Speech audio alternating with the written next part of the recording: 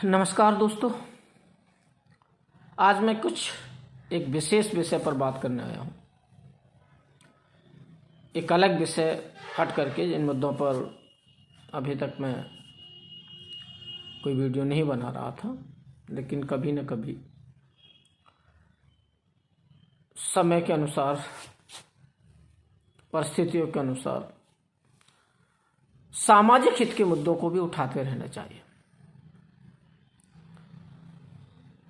साथियों, आजकल हर news channel पर, हर जगह, अखबारों में, पत्रिकाओं में एक ही मुद्दा छाया हुआ है। जी हाँ, आप समझ गए होंगे, मैं बात कर रहा हूँ आचार्य धीरेन्द्र कृष्ण शास्त्री बागेश्वर धाम सरकार के विषय में। जो बहस इस समय टीवी डिबेट के हर चैनल पर, शो में एक ही बहस इस समय चल रही है कि क्या धीरेन्द्र कृष्ण शास्त्री चमत्कार करते हैं, क्या धीरेन्द्र कृष्ण शास्त्री समाज में अंधविश्वास फैला रहे हैं, क्या धीरेन्द्र कृष्ण शास्त्री लोगों को लूट रहे हैं।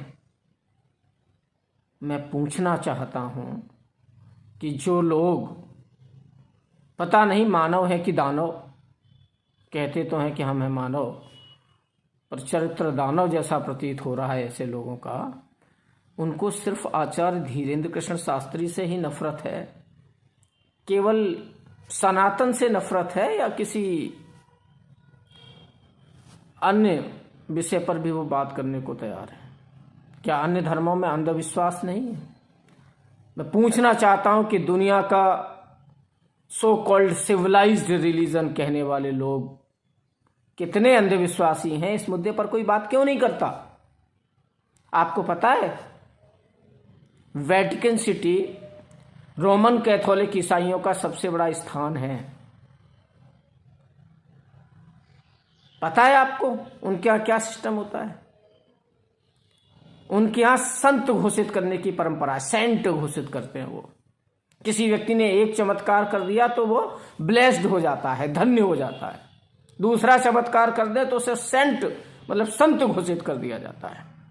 मदर टेरेसा का नाम आप सबने सुना होगा, नोबेल पीस प्राइज मिला है उन्हें, लेकिन उन्हें संत कैसे घोषित किया गया? चमत्कारों के आधार पर। जैसा मैंने पहले बताया, चमत्कार जो दिखाएगा वो संत घोषित हो जाएगा। हमारे यहां कोई संत अगर इस तरीके की बात करे तो उसे अंधविश्वासी, रूढ़वादी, लुटेरा बताने की बात करते हैं लोग। 2003 में मदर टेरेसा को ब्लेस्ड घोषित किया गया। किस लिए?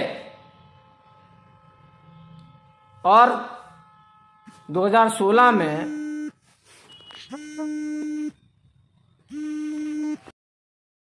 संत घोषित कर दिया गया। किस लिए? क्योंकि उन्होंने चमत्कार किए थे। चमत्कार अगर आप सुनेंगे तो आप खुद भी ब्लेस्ड हो जाएंगे। क्या थे उनके चमत्कार? पहला उनका चमत्कार ये था कि पश्चिम बंगाल में एक महिला थी जिसका नाम था मोनिका बेसरा। उसके गर्भाशय में ट्यूमर हो गया था। एक दिन वो चर्च पहुंची मदर टेरेसा के, और उसने देखा कि मदर टेरेसा की जो तस्वीर है उससे प्रकाश निकल रहा है। सूर्य से प्रकाश तो हमने सुना था। वैज्ञानिक तरीके से घरों में बल्ब वगैरह जला करके प्रकाश हम करते हैं, लेकिन किसी मूर्ति से प्रकाश निकलना ये अंधविश्वास नहीं है। अगर हिंदुत्व में ऐसा कहा जाए तो शायद ये अंधविश्वास होता। से प्रकाश निकलता था। उसी शाम को उसने उसी मूर्ति के क्रॉस को अपने पेट पर घुमाया और उसी रात उसका ट्यूमर ठीक हो गई। वो इसको 2003 में वेटिकन सिटी ने, वहां के पोप ने चमत्कार माना और उनको ब्लेस्ड घोषित कर दिया।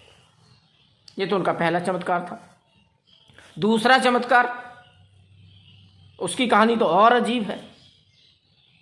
ब्राजील में मार्सिलियो नाम का एक व्यक्ति था। उसके ब्रेन में बहुत सारे ट्यूमर हो गए। उसकी पत्नी ने उनके सर के पास मदर टेरेसा की फोटो रख दी। वो उनका पूजा पाठ करने लगी। धीरे धीरे उसकी हालत और बिगड़ी और उसके ब्रेन में फ्लूइड भर गया। डॉक्टरों ने वो फ्लूइड निकालने के लिए सर्जरी की बात की। जिस दिन उसे सर्जरी के लिए ले जाया गया, उसके आधे घंटे पहले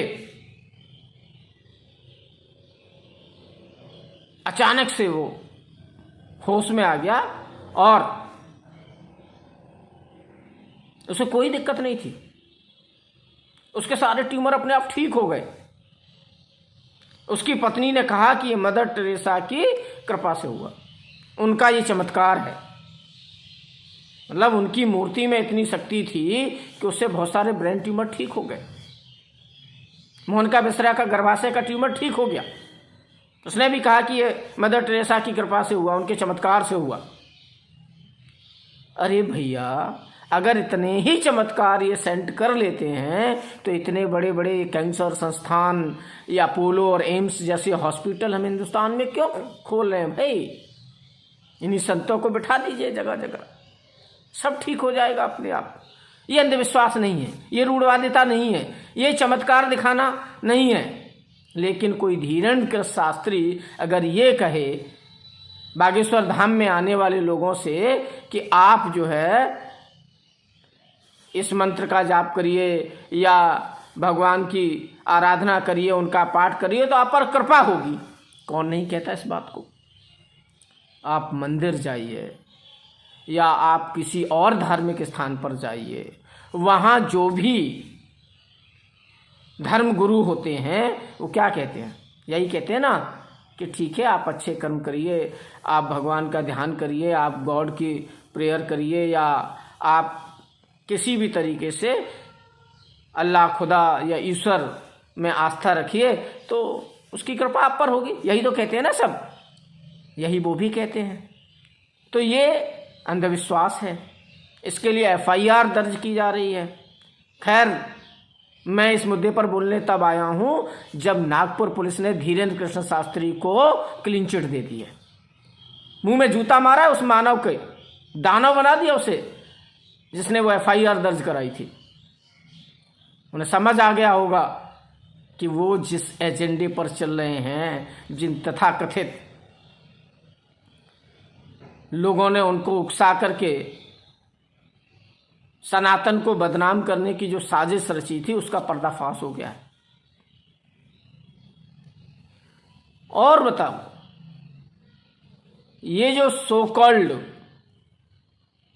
सिविलाइज्ड लोग जो अपने आप को सबसे सिविलाइज्ड रिलीजन कहते हैं, ये एक कोर्स कराते हैं वेटिकन सिटी में। कौन सा कोर्स? एक्सोर्सिज्म का कोर्स, झाड़ फूक का कोर्स। झाड़ फूक करना सिखाया जाता है वहाँ, और वो कहते हैं कि हम बहुत सिविलाइज्ड हैं। ब्रिटिशर्स जब इंडिया में आए थे तो हमको कहते थे you are primitive backward Indian, और वो आज 2018 में वेटिकन सिटी में 50 देशों के 250 पादरी इकट्ठे हुए थे इस एक्सोर्सिज्म के कोर्स को करने के लिए। कौन सा कोर्स? जादू टोने का कोर्स, झाड़ फूक का कोर्स, चुड़ैल भूत भगाने का कोर्स। ये तो हमने आज तक नहीं कराया। ये सो कॉल्ड सिविलाइज्ड रिलीजन के लोग ये जो कोर्स करा रहे हैं, ये दुनिया को कहाँ ले जाने की बात है? कहाँ ले जाना चाहते हैं दुनिया को? ये करे तो चमत्कार, और अगर कोई सनातन का संत महात्मा शास्त्री अगर करे तो अंधविश्वास, रूढ़वादिता, लोगों को लूटना। पता है आपको, ये जो दावा करते हैं एक्सोर्सिज्म के कोर्स में, शैतानी ताकतों को भगाने का जो कोर्स कराते हैं ना, उसकी पोशाक भी विशेष है। उस कोर्स को करने के लिए आपको सफेद रंग का चोंगा पहनना होगा और बैगनी रंग की स्टॉल, और अगर धीरेन्द्र कृष्ण शास्त्री कहें कि लाल रंग के कपड़े में नारियल बांध के चढ़ा दो तो अंधविश्वास, और ये सफेद रंग के चोंगे और बैगनी स्टॉल में एक्सोर्सिज्म का कोर्स कराएं, जादू टोना भूत प्रेत भगाने का कोर्स कराएं, तो चमत्कार। और उस चमत्कार के लिए इन लोगों को नोबेल पीस प्राइज मिल जाते हैं। मदर टेरेसा को नोबेल पीस प्राइज मिला इसके लिए। और इनके चमत्कारों की पुष्टि भी कब होती है? मौत के 18 साल बाद 1998 में इनकी मृत्यु होती है और 2016 में। तब तक पता ही नहीं था कि वो चमत्कार कर गई, और चमत्कार तुरंत हुआ। आधे घंटे में व्यक्ति ठीक, एक ही रात में ट्यूमर ठीक। पता चलता है 18 साल के बाद। अरे ये जो प्रोपोगेंडा चला रहे हैं ना, ये दुनिया को सिविलाइज्ड नहीं अनसिविलाइज्ड बनाने का सिस्टम है। जो अपने धर्म के लिए खड़े होकर के कुछ अच्छा काम करे, धर्म परिवर्तन को रोकने का प्रयास करे, धर्म परिवर्तित किए हुए लोगों की घर वापसी कराए, तो वो अंधविश्वासी हो जाता है, वो रूढ़वादी हो जाता है, वो लुटेरा हो जाता है। धीरेन्द्र कृष्ण शास्त्री आज नहीं आए अचानक से, कई वर्षों से उनका आश्रम चल रहा है। चला तो वो 3 पीढ़ियों से रहे हैं, लेकिन धीरेन्द्र शास्त्री भी पिछले 4-5 सालों से काफ़ी प्रसिद्ध हैं। उनका गढ़ा गांव छतरपुर में, जहां बागेश्वर धाम है, वहां लाखों लोग पिछले कई वर्षों से जा रहे हैं। लेकिन अचानक आज ही ये मुद्दा क्यों आया? क्योंकि पिछले कुछ समय पहले उन्होंने बहुत सारे लोगों को की घर वापसी कराई। धर्म परिवर्तन कराने वालों के खिलाफ वो अभियान चला रहे हैं, धर्म परिवर्तन को रोकने का प्रयास कर रहे हैं। जो धर्म परिवर्तन भूलवश लालच देकर के जिन लोगों को कराया गया, उनको वापस अपने धर्म में लाने के लिए प्रयास कर रहे हैं। इसलिए पूरी दुनिया में कन्वर्जन का एजेंडा चलाने वाली क्रिश्चियन मिशनरीज उनके खिलाफ खड़ी हो गई है। उनको बदनाम करने की साजिश की जा रही है। ये करें तो चमत्कार, हम करें तो ढोंग धतूरा। मदर टेरेसा जैसी संत इसलिए संत बनी क्योंकि उन्होंने चमत्कार किए। वो ब्रेन ट्यूमर्स ठीक कर देती थी, वो गर्भाशय के ट्यूमर ठीक कर देती थी। एक ही दिन में सब कुछ चमत्कार हो जाता था। क्या धीरेन्द्र कृष्ण शास्त्री ने कभी कहा कि आप हमारे यहाँ आओ तो ब्रेन ट्यूमर ठीक हो जाएगा, आप हमारे यहाँ आओ तो सारी बीमारियाँ ठीक हो जाएंगी, कैंसर ठीक हो जाएगा, किसी डॉक्टर की ज़रूरत नहीं पड़ेगी आपको? कभी नहीं कहा। वो सिर्फ अपना सनातन का प्रचार प्रसार का एक उनका तरीका है। और बता दूं, इस तरीके का एजेंडा चलाने की जो बात हो रही है ना, आजकल टीवी पर बहुत सारे माइंड रीडर आ रहे हैं, और वो भी उसी तरीके से लिख करके बता देते हैं जैसे धीरेन्द्र कृष्ण शास्त्री बताते हैं। तो उनको कहा जाता है ये साइंस है, ये विज्ञान है। आपको बता दूं कि ये जो धीरेन्द्र कृष्ण शास्त्री भी करते हैं ना, ये भी सनातन का विज्ञान है। एक हिंदू रिलीजन वर्ल्ड का सबसे ओल्डेस्ट साइंटिफिक रिलीजन है। इसमें जो भी होता है वो ऐसे ही नहीं होता, सब कुछ वैज्ञानिक पद्धतियों के आधार पर होता है। माइंड रीडर जो कर रहे हैं, अगर आप उसको विज्ञान मानते हो तो आप इसको भी विज्ञान मानिए। इसमें कहीं कोई रूढ़िवादिता नहीं है। और किसी को बुला करके धीरेन्द्र शास्त्री नहीं कहते कि आप हमारे यहाँ आओ, लोग खुद जाते हैं, लोगों की आस्था है उनमें। आखिर कुछ तो लोगों ने वहाँ देखा होगा, जो लाखों लोग वहाँ जा रहे हैं। क्या ये दुनिया बेवकूफ़ है? नहीं। हमारी आस्था जिसमें है, हम उसका पालन कर रहे हैं, तो किसी के पेट में दर्द क्यों है? और ये जो अंधविश्वास फैला रहे हैं दुनिया में, चमत्कार करके धन्य ब्लेस्ड और सेंट हो रहे हैं, इनके खिलाफ बोलने में किसी के मुंह में दही क्यों जम जाता है? इनके खिलाफ भी बोल के दिखाओ ना। इनके खिलाफ कोई नहीं बोलता। ये करें तो सब अच्छा, अगर कोई धीरेन्द्र कृष्ण शास्त्री करे तो सब खराब। एक्सोर्सिज्म के कोर्स में लोगों को बांध करके जल छिड़का जाता है, शरीर पर कई बार क्रॉस के निशान बनाए जाते हैं, पादरी बाइबल का पाठ करते हैं, ईसा मसीह का नाम लेकर के भूत प्रेत को समर्पण करने की बात करते हैं। 10 लाख लोग यूरोप में सालाना चर्च की मदद लेते हैं झाड़ फूंक के लिए, भूत भगाने के लिए। उस पर कोई उंगली क्यों नहीं उठाता? क्या सिर्फ हिंदुस्तान में या हिंदुत्व में, सनातन में ही ऐसा है? बिल्कुल नहीं। हमसे ज़्यादा अंधविश्वास की परंपराएं ये सब चलाते हैं और इनको सिविलाइज्ड कहा जाता है, सो कॉल्ड सिविलाइज्ड है ये। लेकिन एजेंडा क्यों चल रहा है, किसके खिलाफ चल रहा है, ये कल नागपुर पुलिस की रिपोर्ट से साबित हो गया है कि ये सिर्फ और सिर्फ प्रोपेगेंडा क्रिएट किया जा रहा था किसी एक व्यक्ति को बदनाम करने के लिए, जिसको अब नहीं सहा जाएगा। इस तरीके के बदनाम करने की जो साजिश है या जो ताकतें इसके खिलाफ काम कर रही हैं, इनको रोकने की जरूरत है। नहीं तो इसी तरीके से हमको अंधविश्वासी, रूढ़िवादी घोषित किया जाएगा। आज पूरी दुनिया हमारे योग को स्वीकार कर रही है कि नहीं कर रही? वर्ल्ड योगा डे पूरी दुनिया मना रही है कि नहीं मना रही? उससे उसको लाभ मिल रहा है कि नहीं मिल रहा? तो हम इस तरीके के जो काम करते हैं ना, उसका लाभ दिखाई देता है, प्रत्यक्ष दिखाई देता, उसके प्रमाण हैं। लेकिन ये जो चमत्कार करते, बोले क्रॉस घुमाया रात में ट्यूमर ठीक, क्रॉस घुमाया आधे घंटे में सारे ब्रेन ट्यूमर ठीक, कोई करके दिखा दे अगर सामने, तो हम भी मान लेंगे कि हाँ ये चमत्कार है और ये सिर्फ यही कर सकते हैं। 16 साल बाद, 18 साल बाद पता चलता है ट्यूमर आधे घंटे में ठीक हुआ, और 18 साल बाद पता चलता है। ये है क्रिश्चियनिटी की असलियत। ये है वेटिकन सिटी और रोमन कैथोलिक ईसाइयों का प्रोपेगेंडा।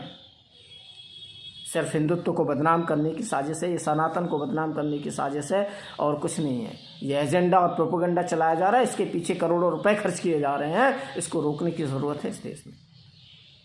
ये सिर्फ हमें बदनाम करने की साजिश है और कुछ नहीं। हमें इसके खिलाफ खड़ा होना होगा। जय हिंद, जय भारत।